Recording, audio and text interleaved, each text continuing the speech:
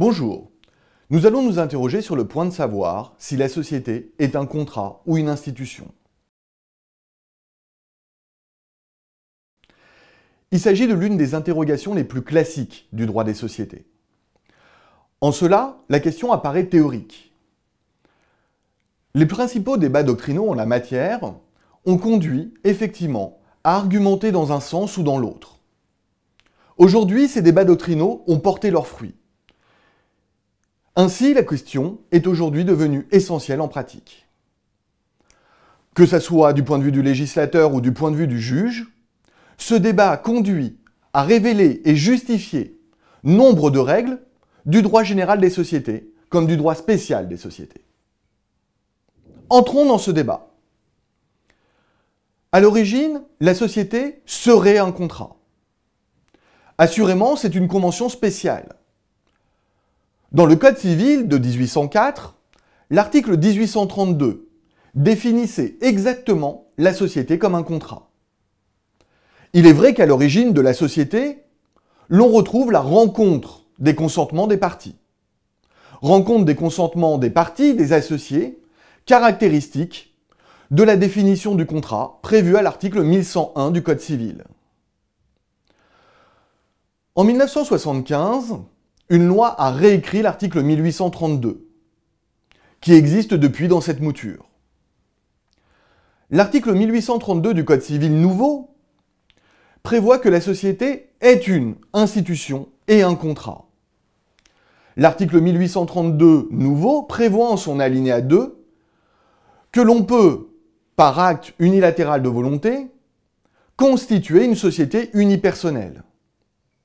Par définition, alors, ça n'est pas un contrat. En dehors de ce cas particulier, la société unipersonnelle, il n'en demeure pas moins que la société plurale est constituée à partir de la volonté commune des associés. Cette volonté commune des associés va être figée dans les statuts. Ces statuts rédigés, la société est véritablement un contrat, mais elle n'est qu'un contrat. Les associés vont alors bénéficier d'un choix. Soit convenir que la société sera dotée de la personnalité morale, soit la laisser telle qu'elle. Dans ce dernier cas de figure, résiduel en pratique, il s'agit d'une société dite en participation, qui n'est et ne restera qu'une convention. Demeure que dans le cas le plus fréquent, les associés ont choisi une forme sociale destinée à acquérir la personnalité morale.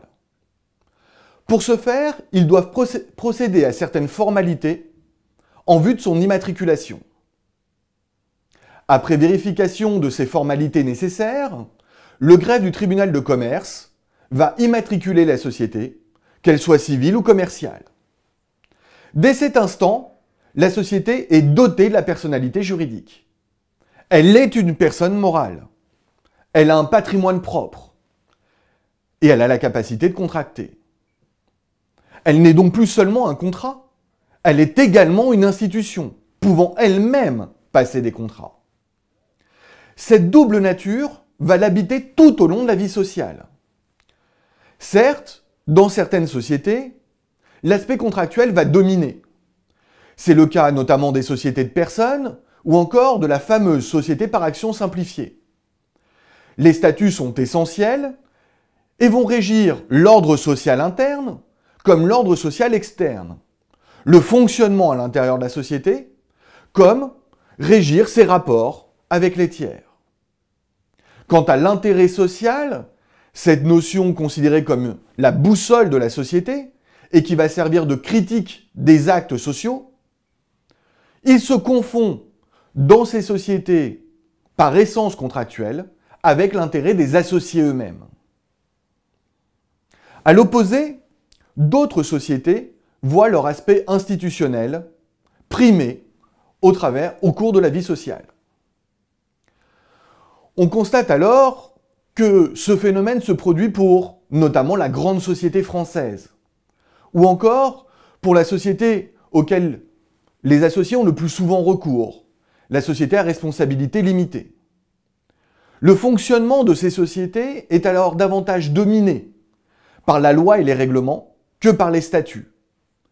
Et l'intérêt social est avant tout l'intérêt de la société elle-même, l'intérêt de l'institution. On constate alors que lors de la constitution de la société, comme lors de la vie sociale, les aspects contractuels et institutionnels se retrouvent, se confrontent, voire se rejoignent. Il en est de même à la fin de la vie de la société. On retrouve ces aspects puisque certaines causes de dissolution de la société sont identiques aux causes d'anéantissement des contrats. On pense évidemment à la nullité, à la résolution ou à la résiliation des contrats, cause de dissolution des sociétés. Pour autant, l'aspect institutionnel demeure. En effet, en vertu d'une règle extrêmement classique et connue, la personnalité morale de la société va survivre pour les besoins de la liquidation. Ainsi donc, il n'est pas possible de trancher définitivement le débat société, contrat ou institution. En doctrine comme en pratique, l'on constate que la société est à la fois un contrat et une institution. De sa constitution à sa terminaison, ces aspects coexistent. Chaque forme sociale constitue alors un savant équilibre entre ces deux aspects, l'un pouvant dominer l'autre sans jamais le nier. Aspects contractuels et aspects institutionnels vont donc permettre d'encadrer les règles du droit des sociétés, mais également justifier chaque aspect technique de cette matière particulièrement complexe.